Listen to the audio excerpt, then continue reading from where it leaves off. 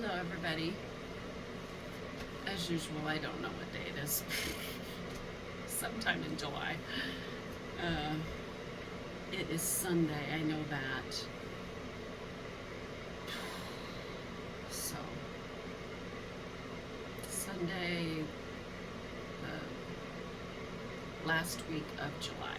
The last Sunday, because I think this Friday is August 1st, because I get my portacath on Friday, August 1st to start chemo on Monday, August 4th. So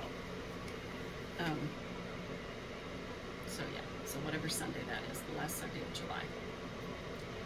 Anyway, the reason I'm coming on today, and the reason, well, first of all, the reason I haven't been on for a while is because it's not really been anything new, just anticipating and waiting for chemotherapy and, reading up about stage 3, grade 3 serous carcinoma, which is the ovarian cancer that I have. If you guys are curious about, prognosis and all that, it's all there. It's online, everything's online. But it's something like, so the oncologist and the surgeon, the gynecological oncologist surgeon, Dr. Hun, and then my chemo oncologist, Dr. Gray, both said the chances of remission are good, but the chances of recurrence are also high, So anyway, everything that I read about it is that the survival rate is about 43 months after being diagnosed. So that's like 3.5 years. So, and everybody's telling me, be positive, be positive. Yes, I know. My husband had cancer 27 years ago, and so yes, I know I need to be positive, and I also am trying to be realistic. I know that ovarian cancer is the #1 killer of women, and I know how I feel. I don't feel good, and so anyway, that was part of why I came on today. So yesterday, we like to go to the farmers markets out in Perry and Brigham City, and Ma is here, and Chad's biological mom that we found in 2016, Candace Gadley, and love you, Ma. Anyway, and she's here, so we wanted to take her and introduce her to Maddox and our favorite farmers market. I mean, we like them all. We go to all of them. Grammy's, Pettingill's, but our favorite one is called Paul's. And it's right across, like kitty corner across from Maddox. Anyway, it's not very big, it's smaller, but the people have just always been very kind to us, and they have amazing pickled beets, which we love, and they have these amazing jams, strawberry rhubarb, pineapple apricot, boysenberry, all these yummy jams. And #1 most important, they have mangoes. So we like to go there anyway, and so we go to Maddox when we go over there because it's right basically across the street. Anyway, so we went and got lunch first, and by the way, Maddox has this amazing, it's kind of funny, it's called a shrimp steak sandwich. So it made me think of a shrimp po' boy, and when I was in Florida in May with my sister and niece, we had this shrimp po' boy that was the best sandwich I've ever eaten. It was life-changing. It was so good. So I thought maybe it's that, but it also has steak, so I'm like, that sounds weird, shrimp and steak on a sandwich, but sounds good. I like shrimp, I like steak. And so that's what I expected. So I was going to get that. And then they come over and they ask us, what do you want? And we said, well, tell us about the shrimp steak sandwich. And they said, well, then we found out it's not shrimp and steak. It's a shrimp steak sandwich. It's shrimp turned into like a patty, like the turkey burger or ground beef or, a salmon steak or whatever. It's like that. So then I'm like, oh, because whenever I've had a crab patty or a salmon patty, they're so bready, they're just dry, and I've never had one that I've liked. So I'm like, so I hesitated to not get it, and then finally decided, oh, I'll try it, whatever. Did not expect anything, but you know what, that thing was so good. It didn't taste like a breaded shrimp patty. It tasted like shrimp that was compressed into a patty. It was just a big bite of shrimp. It was so good. Anyway, that's off on a tangent. I don't know how many tangents I've done today, so sorry.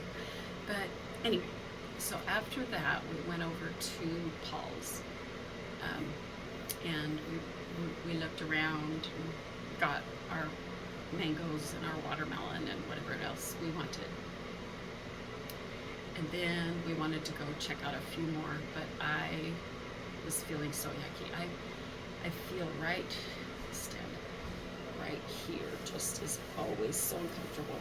If any of you that have been around me after I eat, I'm just constantly rubbing my stomach. Well, I just assumed it was because of my bariatric surgery. And now I don't know if it's because of the cancer, and that's why I didn't know about it before, because I just assumed it was bariatric surgery discomfort, but it doesn't matter how little I eat, how much I eat, I just am miserable. I mean, of course, with bariatric surgery, you get what's called dumping, where if you eat too much sugar or carbs or whatever, it goes right through your little pouch into your intestines, and you feel like you're about to throw up because you feel sweaty, you feel like the room is spinning. It's horrible. But it's not been that, it's just been I eat and I'm miserable. And so after Paul's, I just couldn't get out of the car, so I just said, you guys go, look, I'm just gonna sit in the car. And so I did, and then I came home and it was mid-afternoon, and I just didn't want to do anything, and I sat in my chair for the rest of the day and just watched TV because I just couldn't do anything else. And I didn't say anything to Chad because it is what it is. I mean, my surgery was July 3rd, and that was when the surgeon found out that there is cancer all through my abdomen. That sounds pretty serious. Plus, it's stage 3, grade 3, the most aggressive, fastest growing ovarian cancer. So if it was serious, why did they wait a whole month to finally get me into chemo? So I just have kind of been ignoring this pain, knowing chemo's coming. I mean, in the back of my mind, yes, I've been worried about it, I've been concerned about it, but what can I do? They're not getting me in until August 4th. And that's another thing that's been frustrating to me. Dr. Bray, the oncologist, said, I want you to get your portacath a week before you start chemo so it's fully healed, because otherwise it's going to be very uncomfortable. Then I go to the surgeon that's putting in the port, and he's like, oh, you're starting chemo on the 4th? We'll do it Friday the 1st. You'll have the weekend, it'll be fine. And I said, well, the oncologist told me a week. He said, it doesn't matter, we can do it the day of. I'm like, what you can do and what you should do are not necessarily the same thing. And I want to say, well, then you get a portacath and start chemo, have it poked before it's ever healed. You do it then, if you think it's no big deal. But it's no big deal to you because you're not the one that has to deal with that. Anyway, again, my rants. But anyway, so today I'm feeling pretty uncomfortable, and I went down to do laundry with Chad, and because our laundry room is downstairs, and I go down there and I'm kind of, whatever you call it, I'm bent over like this, holding my abdomen, and he's like, what is wrong? And I said, you know, I tried to tell him, it's just, I'll find out, I'll talk to the doctor tomorrow. Causes an argument every time with us because he thinks I should. Okay, I know I exaggerate and I think we both exaggerate. Somewhere in the middle is the truth, but I feel like I break a fingernail and he wants me to go to the doctor. Of course, that's not true. I'm exaggerating, but so I did not want to go to urgent care today when I'm going to the doctor tomorrow. I'm going to the oncologist's office tomorrow. I could tell him all of this, but Chad insists that I go to urgent care today. I think it's stupid to pay for an urgent care visit for what I've been experiencing for the whole month. Yes, it's getting worse, but I'm going to start chemo soon. I mean, anyway. Finally, Ma said the right thing. Chad and I are arguing about it, and Ma said, Glenna, it's just as painful for those of us that watch you hurting as it is for the pain you're going through. Different kind of pain, but pain nonetheless. And she said, so you think it's stupid to go to urgent care today, which yes I do. I stand by that. I don't want to go. I think it's stupid and I'm embarrassed that I'm overreacting. But she said, don't do it. If you won't do it for you, do it for Chad. He is worried about you. Go to urgent care for him. So I'm getting ready to go to urgent care against my will for my husband. Sorry that was long and drawn out.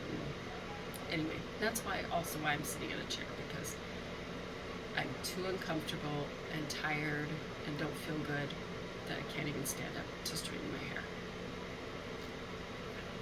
Thanks for watching. I always forget to say, please like and subscribe. Thank you.